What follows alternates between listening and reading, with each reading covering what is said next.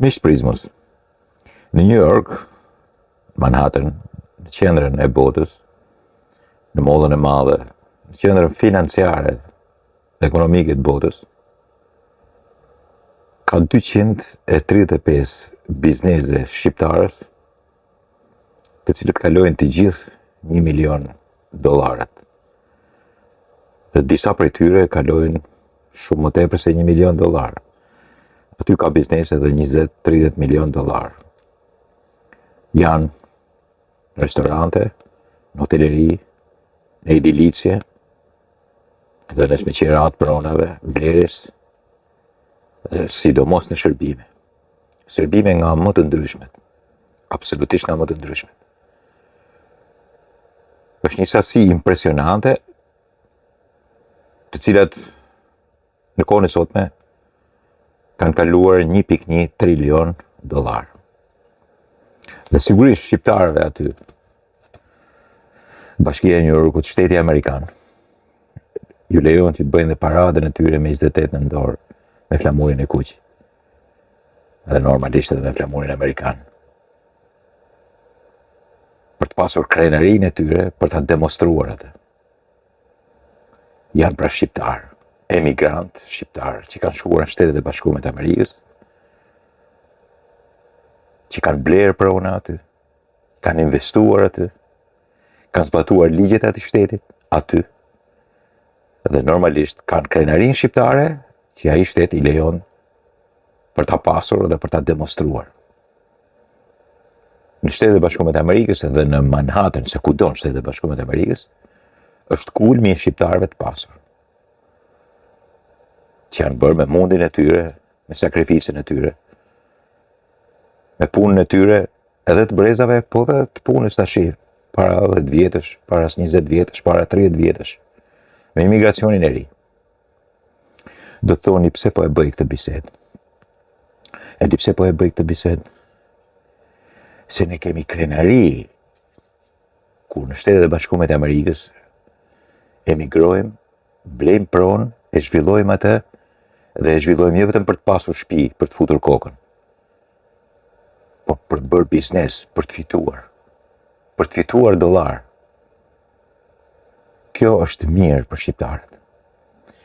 Por, kur vjen puna që një Amerikan, si e bia e presidentit Donald Trump, të ketë mundësinë e biznesit në Shqipëri, këtu nuk jemi dakord, sepse ata janë Amerikanë. Dhe këtu dalin postkomunistat, bolshevikët, qelbanikët ultrat majt, që urrejnë Amerikën. Dhe e demonstrojnë me forcën më të madhe këtë punë. Po na blejnë shtetin, po na marrin shtetin, po na marrin kufit. $1.1 kanë pronat e tyre në Manhattan shqiptarët. 1 miliard. E sa? Investim, kuptohet, në projekt po që s'është bërë akoma, nuk e bëjnë dot amerikanët, dhe sidomos e bia e presidentit amerikan, sepse sigurisht këtu maskarejt flamingo nuk lijojnë, nuk duan, nuk kanë dëshirë, sepse hynë Amerika, na pushton Amerika, na pushton Izraeli, na pushtojnë të pasurit. Ne kemi që dëshirë të bëhemi të pasurit e atij vend, në Shtetet e Bashkuara të Amerikës. Nuk i din shifrat akoma, po ka dhe me $200 milion, me $300 milion shqiptar, dhe jemi krenar për to. Me $50 milion. Lëvizin ekonomi të tilla të cilat janë të respektueshme dhe nga presidenti i Shtetit Bashkuar të Amerikës. Del në fotografi me to. Po ju them edhe një herë, vetëm në Manhattan janë 1.1, jo 1 pik. Sa miliard, të cilat sigurisht do të bëjnë një resort. Nuk e kemi punën këtu, ne kemi protestuar jo vetëm kundrejt Trumpit, ne kena protestuar dhe kundrejt Obamas, kur kërkonte me demek armët kimike, që të arrinte një fitore, cilin e arritin det me italianët. Është anti-amerikanizëm, nuk ka lidhje as me qeverinë Rama dhe nuk ka lidhje me asgjë tjetër. Thjesht bashkohen të gjithë ultramajtistët, të gjithë maskaret e mundshëm për t'i përballë pikërisht investimeve të cilët janë një raport i shkëlqyer që ne kemi me Shtetet e Bashkuara të Amerikës. Këtë nuk duan Flamingo dhe të gjithë flamingot që janë përreth. Nuk e duan. E kanë problemin me Shtetet e Bashkuara të Amerikës, nuk e kanë problemin me Ramën.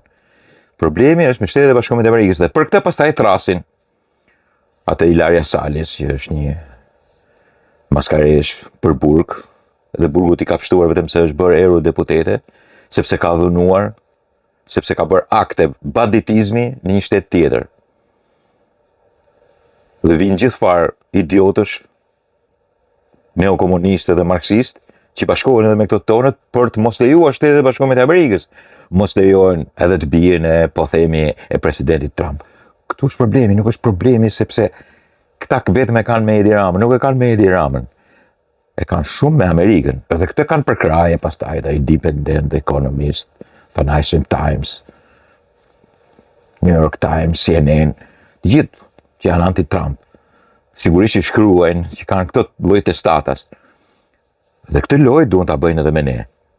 Sigurisht që furnizojnë, sigurisht që mas tyre është edhe Soros, se normalisht ai nuk e do Amerikën e Trumpit, do Amerikën e vet. Do Amerikën e spekulimit, normalisht, një maskaralleku i cili fut hundët në politikat e çdo lloj vendi dhe media në çdo lloj vendi dhe kombinon një neomarksizëm me një fashizëm të kuq i cili është edhe agresiv në të gjitha drejtimet. Kjo është e para. Dhe këtë duhet kemi parasysh çfarë janë ata në shesh aty. Edhe doni që t'i vërtetoni që janë ultramajtizmi dhe fashizmi i kuq. Por normalisht, i shifni se kush janë.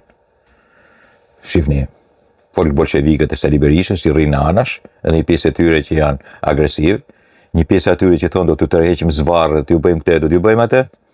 Ke lëvizjen vetvendosje të Albin Kurtit që çohen për të kërkuar rregullimin e shtetit të Shqipërisë, duke mos qenë as shteta shqiptar. Lëvizjes vlen, partisë vlen në Maqedoni që është Dega, e lëvizjes vetvendosje e Deon Amialit edhe Albin Kurtit, që janë shteta shqiptar dhe kërkojnë rrëzimin e shtetit shqiptar, sepse kështu është e majta post jugoslaviste dhe ish jugoslaviste atje. Normalisht pastaj që ke ultramajtistët e Qorrit dhe sigurisht anarkist, majtist Llapajt, edhe të ashtuqyrtit e djathtë punonjës fasonerisë ati shehet. Po t'i shtosh pastaj edhe gjithë farë mrekullina që vinë nga Evropa, në fillim erdhi Greta, të cilët e marrin, policët gjermanë e marrin hopa dhe e fusin në furgon, sepse nuk merr leje për të dalur ke porta e Brandenburgut në Berlin për të bërë protesta. Ata e kapin kështu hopa si kaçagjel dhe e fusin brenda, se pyesin fare. Po ta kishin bërë këtu, atë veprim, sigurisht do kishin thënë ky është shtet fashist, ky është kështu e ky është kështu.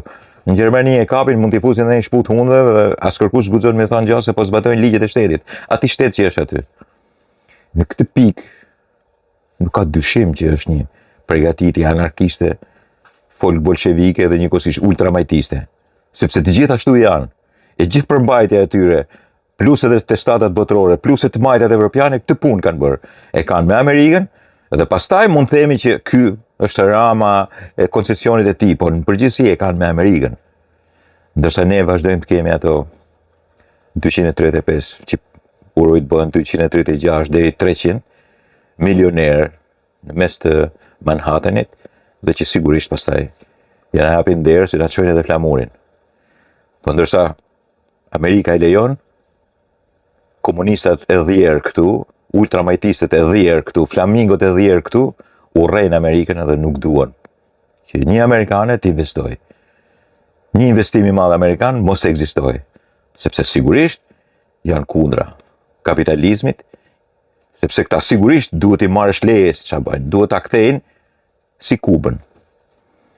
Rrugës duke ardhur nga Velipoja apo bisedoja dhe në pjesën historike, një shokun tim, me cilët lejohet ta bisedoj këtë element historik, dhe po i tregon njëri tjetrit punën e revolucionit kubanez. Shikoni miqtë e mi. Miami dhe Havana në vitet 50 ishin e njëjta gjë. Bile Havana ishte një mrekulli e kazinove, e zhvillimit, e ritmit, e qefit, e mrekullis që kishte brenda dhe korrupsion. Po kështu ishte dhe Miami, po më pak i zhvilluar se sa Havana. Dhe ishin shumë afër me njëri tjetrin. Ç'ndodhi?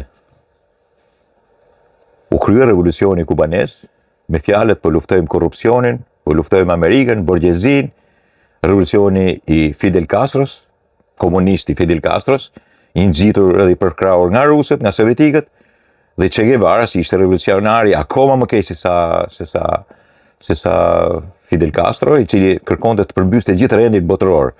Absolutisht njësoj si këta flamingot që janë në bulevardin e Tiranës. Këta janë të gjithë Che Guevaristë. Këta nuk kanë sistem përpara. Këta duan që të fitojë, triumfojë revolucioni me anë të dhunës dhe kërcënimeve. Sigurisht që mendoj jush nuk kanë byllë ta bëjnë, por në atë kohë kështu ishte, jemi në vitet 50.